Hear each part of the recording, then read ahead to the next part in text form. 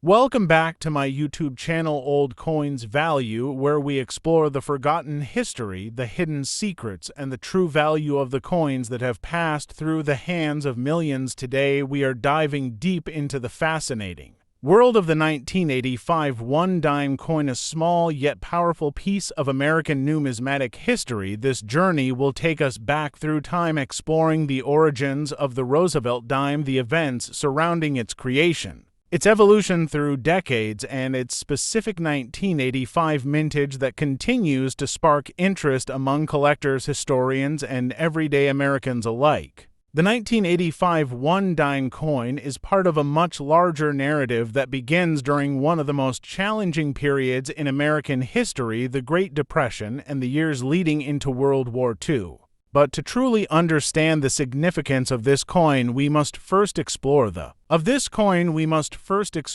birth of the dime itself and how its value and symbolism evolved over time. The United States dime has a long and distinguished history, first authorized under the Coinage Act of 1792. Which established the U.S. Mint and the decimal system of American currency. The dime was introduced as a silver coin equal to 1/10 of a dollar, hence its name derived from the Latin word decimus, meaning 1/10. Early dimes were crafted in silver and carried the likeness of liberty in various forms, starting with the draped bust design in 1796, followed by the capped bust, then the seated liberty, which dominated the 19th century. Each of these designs reflected the artistic and political sensibilities of their era, and they were not just coins but symbols of national identity and aspiration. The barber dime, introduced in 1892, featured the head of liberty wearing a cap and laurel wreath, but it was in 1916 that the Mercury Dime emerged, a design that many still consider one of the most beautiful in American coinage. Designed by Adolph Weinman, the Mercury Dime remained in circulation until 1945. The year that would mark a turning point not only in American history but in the legacy of the dime itself. In April 1945, President Franklin Delano Roosevelt passed away after leading the nation through the Great Depression and World War II. His death was met with nationwide mourning and reverence, as Roosevelt had become a symbol of strength, determination, and progress in the face of great adversity.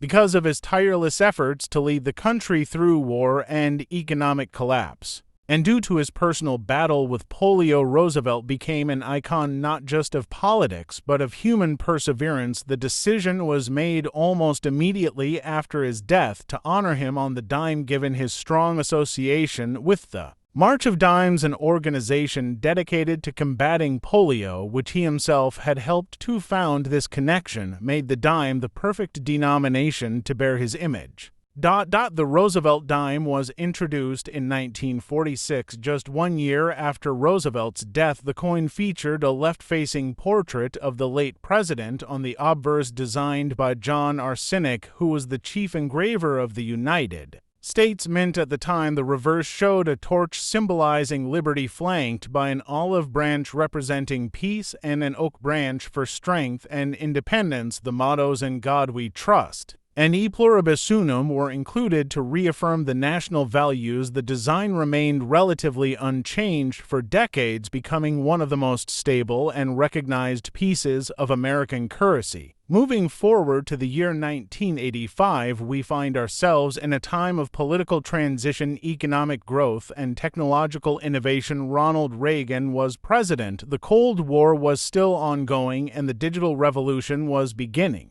to reshape society. But despite all this change, the One Dime coin continued to maintain its humble yet consistent presence in daily commerce. The 1985 Roosevelt Dime was minted in 3 different locations: the Philadelphia Mint, the Denver Mint, and the San Francisco Mint, each producing coins with their unique mint marks: P for Philadelphia, though this was not marked on the coin, D for Denver, and S for San Francisco. The 1985 dime was composed of the standard copper nickel-clad material, introduced in 1965 as a cost-saving measure after the removal of silver from most U.S. circulating coins following the Coinage Act of 1965. This change had marked the end of the silver era in American coinage, a move driven by rising silver prices and hoarding that threatened the coin supply from 1965 onward. The Roosevelt dime featured a clad composition of an outer layer of 75% copper and 25% nickel bonded to an inner core of pure copper. This gave the dime its characteristic look and feel while allowing the mint to produce coins efficiently and in large numbers. In 1985, the mintage of Roosevelt dimes was substantial, with more than 1 billion coins struck between the Philadelphia and Denver mints alone. The Philadelphia mint produced over 830 million dimes, while Denver added around 520 million. The San Francisco mint produced a much smaller quantity, primarily for proof sets, which are specially made coins with a mirror-like finish intended for collectors. Proof dimes from 1985 bearing the S mint mark are particularly sought after in high grades, especially those with deep cameo contrast and flawless surfaces, certified by major grading services like PCGS or NGC.